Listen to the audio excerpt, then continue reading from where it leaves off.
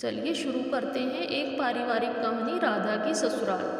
राधा की शादी को 1 महीना हो गया था और सारे रीति रिवाज भी खत्म हो चुके थे और अब बारी थी घर संभालने की। राधा को इतना घर का काम नहीं आता था क्योंकि उसने मायके में कुछ ज़्यादा काम नहीं किया था।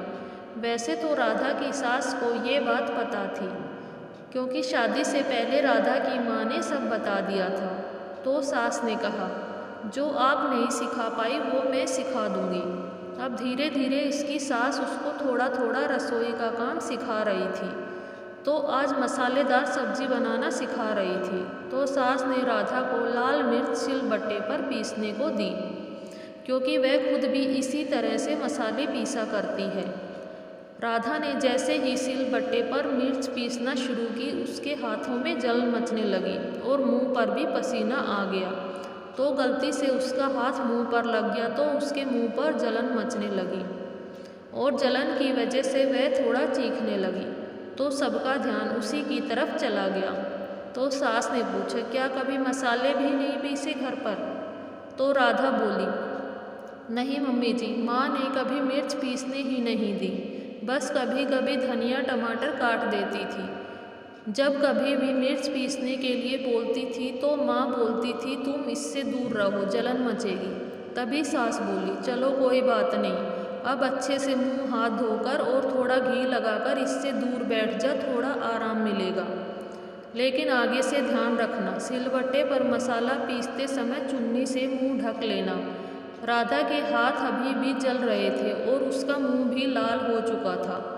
अमन अपनी बीबी की ये हालत नहीं देख पा रहा था। अगले दिन अमन ऑफिस से आते समय बाजार से मिक्सी ले आया और माँ को देते हुए बोला, माँ यह ऑफिस से गिफ्ट मिला है।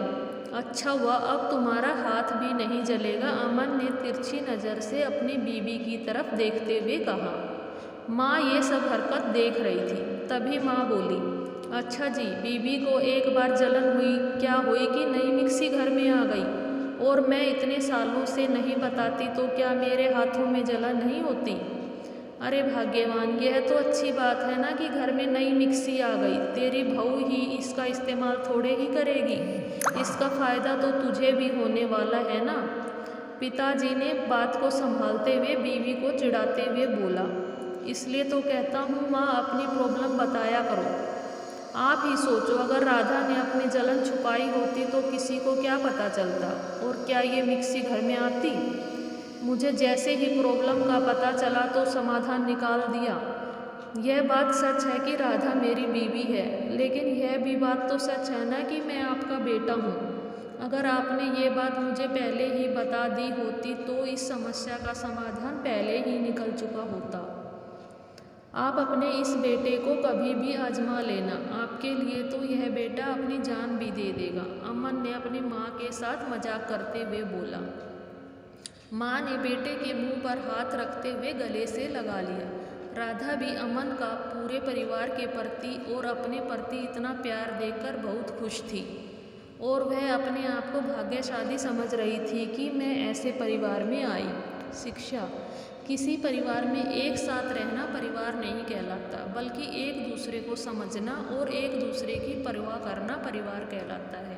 आपको मेरी कहानी कैसी लगी कमेंट में बताना। मेरे चैनल को लाइक करें, शेयर करें, सब्सक्राइब